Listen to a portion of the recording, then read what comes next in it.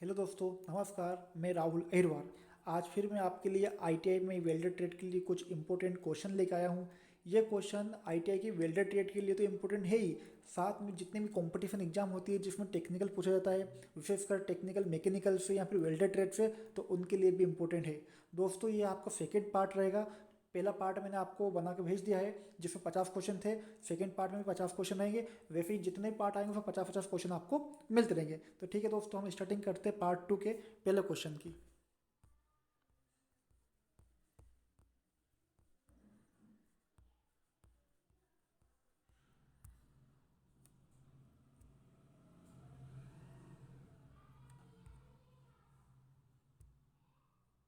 तो दोस्तों, पहला क्वेश्चन हमारा ये रहा, जो दे रखा है कि ग्राइंडिंग करते समय आंखों की सुरक्षा के लिए किस उपकरण का उपयोग किया जाता है। दोस्तों, ग्राइंडिंग करते समय आंखों की सुरक्षा के लिए किस उपकरण का प्रयोग करेंगे हम? तो इसका आंसर है सफ़ेद चश्मे का। ठीक है, तो दोस्तों इसका आंसर आएगा ऑप्शन डी, यानी कि सफ़ेद चश्मे का उपयोग करेंगे। ठीक है, अब अगला क्वेश्चन ये रहेगा कि वेल्डिंग करते समय शरीर को गर्म स्पेटर से बचाने के लिए किस सुरक्षा उपकरण का प्रयोग किया जाता है। देखो, वेल्डिंग करते समय शरीर को गर्म स्पेटर स्पेटर मतलब जो वहाँ से लो निकलती है, चिंगारी निकलती है, जो स्पार्क होता है, उससे शरीर को बचाने के लिए हम किस उपकरण का प्रयोग करते हैं? तो दोस्तों, उसको हम बोलते हैं एप्रन। एप्रन मतलब क्या होता है कि जो हम शरीर में जो हम हमारे जो पूरी बॉडी पे जो हम पहनते हैं कपड़े का रहता है, और इसमें जो वेल्डिंग करते हैं उसमें एक लेदर होता है, तो इसे बोलते हैं एप्रन, यानी कि जिसका आंसर आएगा एप्रन, ऑप्शन डी। ठीक है, लेदर का एप्रन।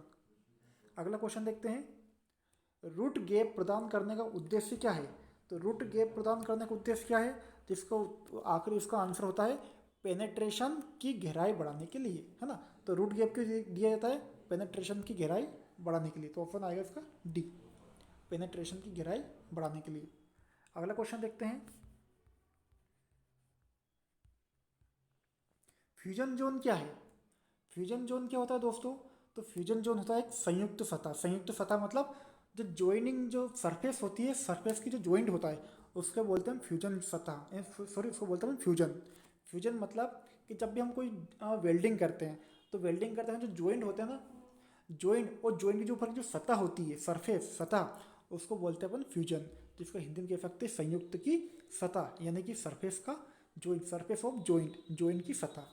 ठीक है, अगला क्वेश्चन देखते हैं, वेल्डेड बीड पर लावा हटाने के लिए किस उपकरण का प्रयोग किया जाता है। तो वेल्डेड बीड पर जो लावा रहता है उसको हटाने के लिए हम किस उपकरण का प्रयोग करते हैं? तो दोस्तों, उसका आंसर आएगा चिपिंग हैमर। हैमर मतलब होती है हथौड़ी, और चिपिंग हथौड़ी, है ना। तो इसका आंसर आएगा ऑप्शन सी, चिपिंग हैमर।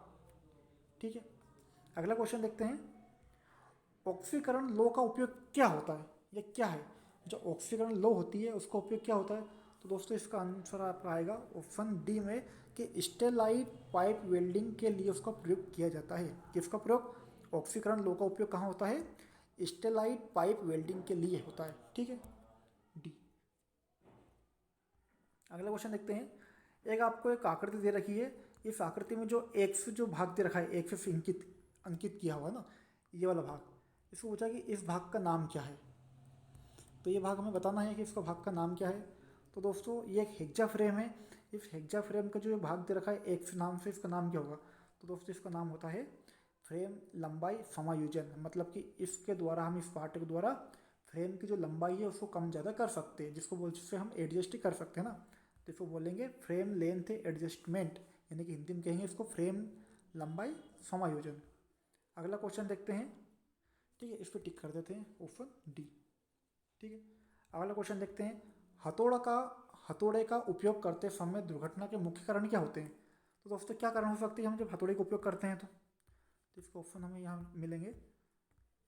क्या होगा? खराब ढंग से फिट फिट या टूटा हुआ हैंडल, ये होगा क्या, है ना।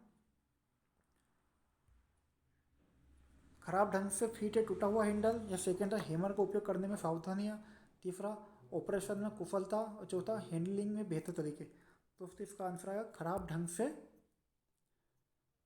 फीट या टूटा हुआ हैंडल। ठीक है, ये हमें सावधानी रखनी चाहिए कि खराब ढंग से फीट या टूटा हुआ हैंडल जब वो लगाते हैं हम, तो वो ठीक ढंग से तक होना चाहिए ताकि हमें कोई चोट वोट ना लगे। तो इसका आंसर है ऑप्शन ए। अगला क्वेश्चन देखते हैं, गैस वेल्डिंग में सुरक्षा के लिए क्या उपाय है? जब हम गैस वेल्डिंग करते हैं तो उसकी सुरक्षा के लिए हमें क्या क्या उपाय अपनाना चाहिए? तो इसका आंसर देखते हैं, इसका आंसर है डी, कि ज्वलनशील पदार्थ से मुक्त कार्य क्षेत्र।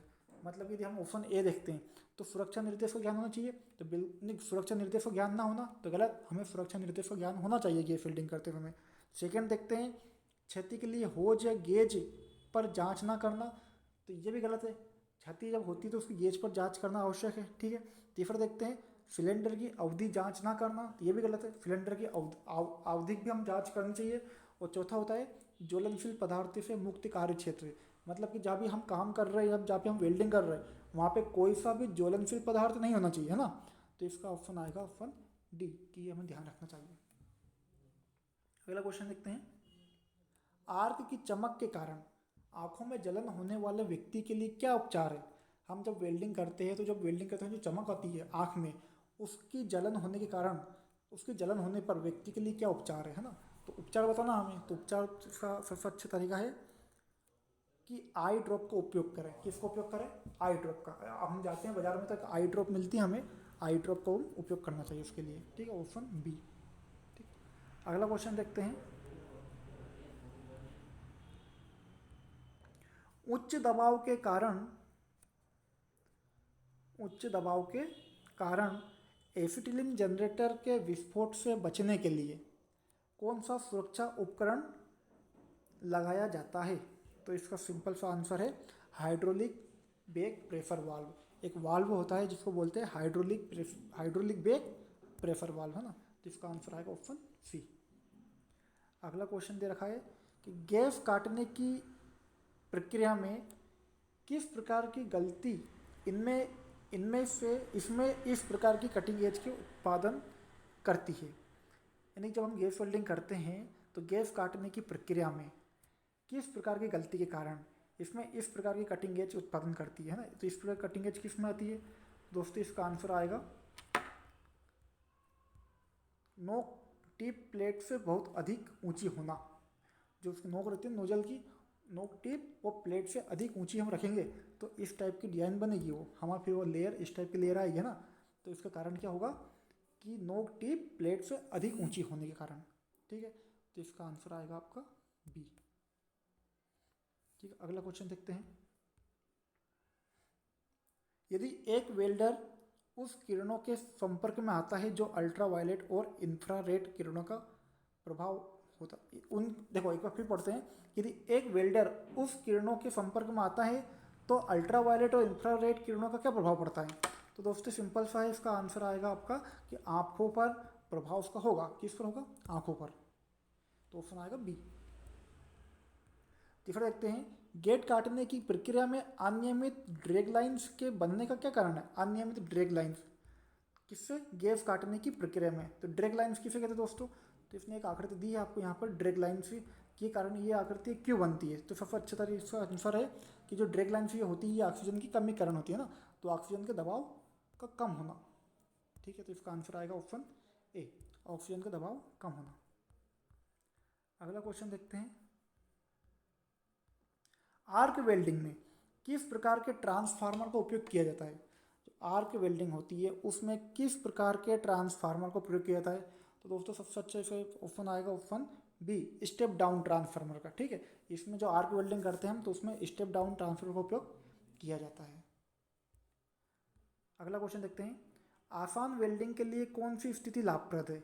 यदि हमें सिंपल सी वेल्डिंग करनी है तो सबसे अच्छी विधि कौन सी होगी? इसमें स्थिति देखना हमें, तो समतल सबसे अच्छा तरीका है, उसको फ्लैट रखें। क्या रखें उसको? समतल, फ्लैट एकदम। इसका आंसर आएगा ऑप्शन ए, ठीक है। अगला क्वेश्चन है कि वेल्डिंग मशीन में एसी से डीसी सप्लाई में परिवर्तित करने के लिए निम्न में से किसका प्रयोग किया जाता है? यदि हमारे पास जो वेल्डिंग मशीन है उसमें हमें एसी करंट आ रहा है उसको डीसी में बदलना है तो किसको प्रयोग किया जाता है? तो दोस्तों इसका आंसर आएगा आपका रेक्टिफायर का। रेक्टिफायर का उपयोग एसी से डीसी में बदलने के लिए किया जाता है वेल्डिंग मशीन में, ठीक है।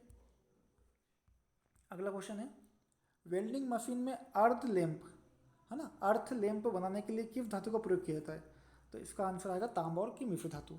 जो तांबा की मिश्र धातु होती है उसका प्रयोग अर्थ लैंप बनाने के लिए किया जाता है। ठीक है, तांबा और मिश्र धातु। अगला क्वेश्चन हम देखते हैं कि आर्क वेल्डिंग द्वारा 10 मिलीमीटर की मोटी प्लेट को वेल्ड करने के लिए कितना करंट सेट किया जाना चाहिए। ठीक है, तो आर्क वेल्डिंग करना है और 10 mm की मोटी प्लेट को वेल्ड करना है, तो उसके लिए कितना करंट होना चाहिए। तो इसका आंसर आएगा कम से कम 110 एम्पियर प्रति सेकंड। ठीक है, तो इसका आंसर आएगा 110 एम्पियर प्रति सेकंड। अगला क्वेश्चन देखते हैं, वेल्ड मेटल प्लेट की सतह से वेल्ड मेटल प्लेट की सतह से फ्यूजन की गहराई के लिए शब्द क्या है ना। वेल्ड मेटल प्लेट की सतह से फ्यूजन की गहराई के लिए शब्द क्या है। तो इसका आंसर इसके एक ही इसका आंसर ही मिल जाएगा हमें कि लेग की लंबाई। सॉरी, लेग की लंबाई नहीं होती है इसमें, इसका आंसर देखो हम लेग तो ए ऑप्शन होगा इसमें, लेग की लंबाई। और हम सेकंड देखेंगे फ्यूजन जोन, तो ये भी होगा पेनिट्रेशन कहते हैं इसको। क्या कहते हैं इसको, पेनिट्रेशन। तो इसका ऑप्शन सी होगा।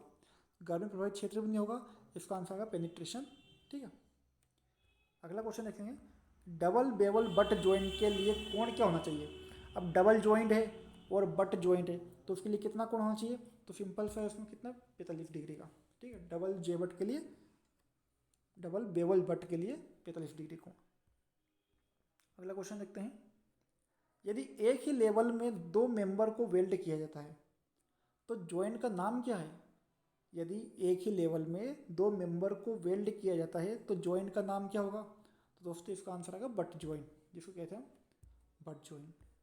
अगला क्वेश्चन है, वेल्डिंग का प्रतीक क्या है। अब यदि हमें इस टाइप की वेल्डिंग करनी है तो इसका प्रतीक क्या होगा। तो इसको बोलते हैं हम वेल्ड। ठीक है, इसको कहेंगे बैंकिंग रन, इसको कहेंगे बैंकिंग रन, ऑप्शन डी।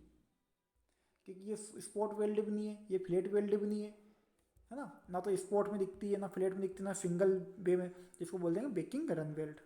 ठीक है, अगला क्वेश्चन देखते हैं।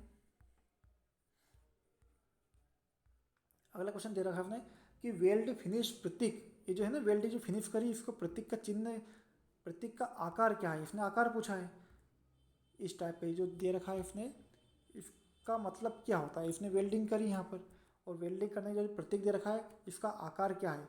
तो इसका आकार देखने के लिए दोस्तों देखते हैं इसका ऑप्शन क्या देखा है उसने। उत्तल प्रतीक ये नहीं हो सकता, कंटूर प्रतीक नहीं हो सकता, अवतल सतह भी नहीं हो सकता है, इसका कंटूर सतह चिप्ड कहते हैं। क्या कहते हैं, कंटूर सतह चिप्ड। तो इसका आंसर है ऑप्शन डी। ठीक है दोस्तों, अगला क्वेश्चन देखते हैं, ग्रूव वेल्डिंग के लिए ग्रूव वेल्डिंग की ऊर्ध्वाधर स्थिति के रूप में क्या परिभाषित किया गया है। ग्रूव वेल्डिंग की ऊर्ध्वाधर स्थिति के रूप में क्या परिभाषित किया गया है। तो इसको बोलते हैं 3G। ठीक है, अगला क्वेश्चन है, वेल्डिंग केबल में किस प्रकार की धातु का प्रयोग किया जाता है। दोस्तों जो केबल होती है वेल्डिंग के लिए उसमें किस प्रकार की धातु का प्रयोग करते हैं। तो उसमें करते हैं तांबे का प्रयोग, ऑप्शन डी। ठीक है, उस केबल में तांबे का प्रयोग किया जाता है। अगला क्वेश्चन है, TIG वेल्डिंग में निम्न में से किस गैस का प्रयोग किया जाता है। तो दोस्तों TIG वेल्डिंग में हमेशा हीलियम गैस का प्रयोग किया जाता है। ठीक है, इसका आंसर आएगा ऑप्शन ए, TIG में हीलियम गैस का प्रयोग किया जाता है। अगला क्वेश्चन, ओवरहेड वेल्डिंग के दौरान कौन सा सहायक उपकरण पहनना जाना चाहिए, है ना। जब हम ओवरहेड वेल्डिंग करते हैं तो हमें कौन सा उपकरण पहनना चाहिए। ओवरहेड मतलब कैसे, जैसे हम ऊंचाई पर वेल्डिंग कर रहे हैं, सर से हमारा थोड़ा कुछ ऊंचाई है वहाँ पर वेल्डिंग कर रहे हैं, तो वहाँ पे हम किस उपकरण का प्रयोग करें हमारे, जिसकी हमारी सुरक्षा हो। तो दोस्तों इसका आंसर आएगा हेलमेट, है ना, ऑप्शन ए। हेलमेट का उपयोग हमें करना चाहिए जिससे हमारे सर पर कोई चोट ना लगे। अगला क्वेश्चन दे रखा है,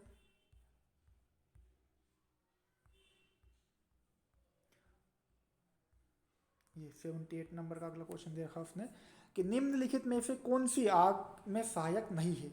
आग लगने में सहायक नहीं है, तो इसका आंसर क्या होगा दोस्तों। ईंधन हमें आग लगाने में सहायक होता है, ऑक्सीजन भी आग में सहायक होता है, इग्निशन भी आग में सहायक होता है, किंतु नाइट्रोजन गैस आग में सहायक नहीं होती है ना। तो इसका ऑप्शन आएगा option D, nitrogen gas. Nitrogen gas से आग नहीं लगा सकते। अगला क्वेश्चन है, एल्यूमिनियम वेल्डिंग में किस प्रकार की ध्रुवता का प्रयोग किया जाता है। तो दोस्तों इसका आंसर आएगा विपरीत ध्रुवता, है ना, ऑप्शन सी। अगला क्वेश्चन है, पोलरिटी क्या है। पोलरिटी मतलब वही ध्रुवता, पोलैरिटी को क्या कहते हैं इंग्लिश में? ध्रुवता कहते हैं। तो ध्रुवता होती क्या है एक्चुअल में? तो ध्रुवता होती है दोस्तों करंट की दिशा। ध्रुवता क्या बोलते हैं अपन?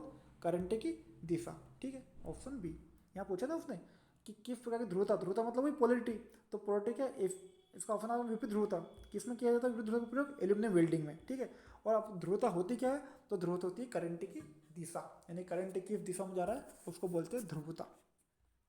अगला क्वेश्चन देखते हैं, ड्राइंग में दिखाए गए वेल्डिंग में लंबे चाप के कारण क्या प्रभाव पड़ता है? ठीक है, अब लंबे चाप के कारण क्या प्रभाव पड़ता है? तो दोस्तों इसका आंसर आएगा सामान्य पेनिट्रेशन। इसमें ड्राइंग नहीं दी गई है, किंतु जब वेल्डिंग में जो लंबा चाप जो होता है वो सामान्य पेनिट्रेशन के कारण होता है। सॉरी दोस्तों, एक मिनट, इसको अपन अपडेट करते, फिर से मैं क्वेश्चन पढ़ रहा हूँ आपके सामने 81 वाला, कि ड्राइंग में दिखाए गए वेल्डिंग में लंबे चाप के कारण क्या प्रभाव पड़ता है? दोस्तों लंबे चाप कारण होता है कम पेनिट्रेशन के कारण। लंबे चाप आता है कम पेनिट्रेशन के कारण। ठीक है, अगला क्वेश्चन था, नंगे तार इलेक्ट्रोड में किस प्रकार की ध्रुवता का उपयोग किया जाता है? जब कोई नंगे तार होते हैं उसके इलेक्ट्रोड में किस प्रकार की ध्रुवता का उपयोग किया जाता है? तो दोस्तों इसका आंसर आ गया सीधी ध्रुवता, स्ट्रेट पोलैरिटी। ठीक है, अगला क्वेश्चन है, ए प्रतीक दिखाने वाले वेल्ड जॉइंट का नाम क्या है? ये जो वेल्ड जॉइंट आपको दे रखा है, ठीक है, इस वेल्ड जॉइंट आपको दे रखा है, इस वेल्ड जॉइंट का नाम क्या है? ठीक है, हमें इसका नाम बताना है। तो इसका नाम है दोस्तों 83, है ना। इसका आएगा, देखो बेकिंग वेल्ड नहीं हो सकता है, ये किस टाइप का है हमें दिख रहा है, ये ए में ये वी दिख रहा है, वी के ऊपर बार है। तो दोस्तों इसका आंसर आएगा स्क्वायर बट जॉइंट। क्या आया इसका आंसर? स्क्वायर बट जॉइंट, यानी कि ऑप्शन बी। ठीक है, अब अगला क्वेश्चन है कि डी में दिखाए गए, अब जो डी में है, डी में कौन सा दिखाया है? ये दिखाया ना, डी में हमें ये वाला कोई वेल्डिंग जॉइंट है।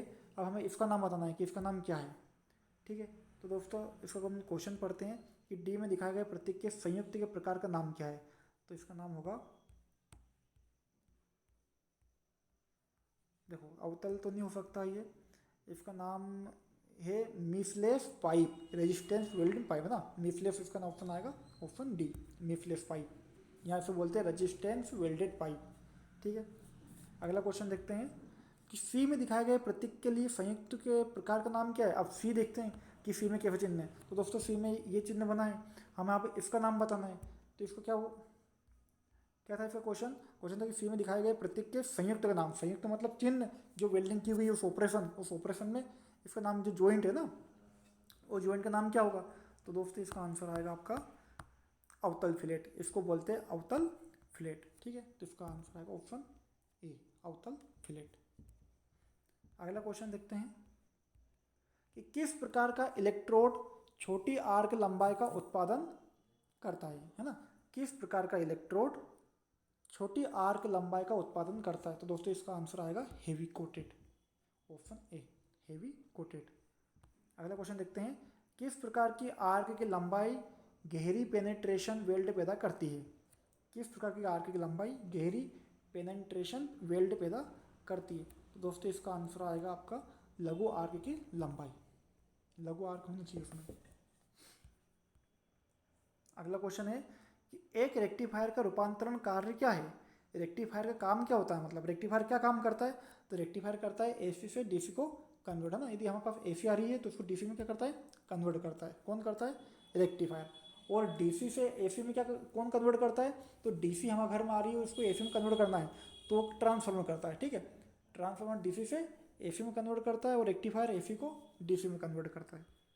अगला क्वेश्चन देखते हैं, किस आर्क की लंबाई सही फ्यूजन पैदा करती है? सही फ्यूजन पैदा करती है तो सामान्य आर्क की लंबाई, है ना। एक सामान्य आर्क की लंबाई कम फ्यूजन उत्पन्न करती है। अगला क्वेश्चन देखते हैं,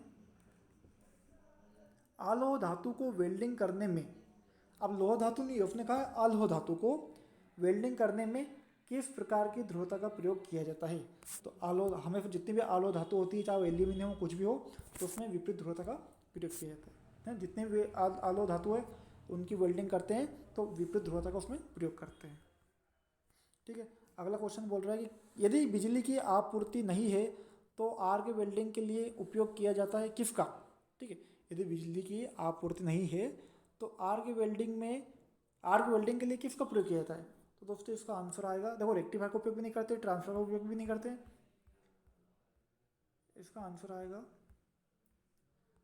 इंजन जनरेटर फेट का प्रयोग किया था ना, ऑप्शन डी। ठीक है, अगला क्वेश्चन था ऊर्ध्वाधर मतलब वर्टिकल। तो ऊर्ध्वाधर स्थिति में वेल्डिंग करते समय इलेक्ट्रोड का कोण क्या होता है?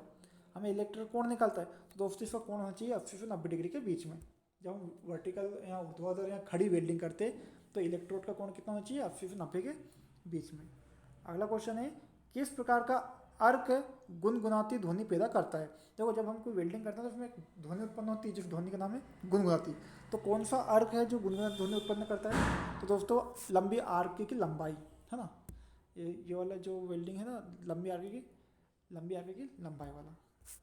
अगला क्वेश्चन कि पतली शीट धातुओं में किस प्रकार की आर्क की लंबाई का प्रयोग किया जाता है? अब पतली शीट में किस प्रकार की आर्क का उपयोग किया जाता है? तो पतली शीट के लिए लंबी आर्क की लंबाई का प्रयोग किया जाता है। यदि शीट पतली है तो लंबी आर्क चाहिए उसके लिए। ठीक है, अगला क्वेश्चन कि शीट मेटल वेल्डिंग में किस प्रकार की ध्रुवता का प्रयोग किया जाता है? शीट मेटल वेल्डिंग में किस प्रकार ध्रुवता का प्रयोग करते हैं अपन? तो शीट मेटल के लिए अपन उपयोग करते हैं रेक्टिफायर फेट का। ठीक है, तो ऑप्शन आ जाएगा उसका ए, रेक्टिफायर। अगला क्वेश्चन देखेंगे कि भारी और सुपर भारी मतलब हेवी और सुपर हेवी कोटेड इलेक्ट्रोड के साथ वेल्डिंग में किस ध्रुवता का प्रयोग किया जाता है? तो इसका आंसर आएगा विपरीत ध्रुवता का। ठीक है, सॉरी दोस्तों। अगला क्वेश्चन है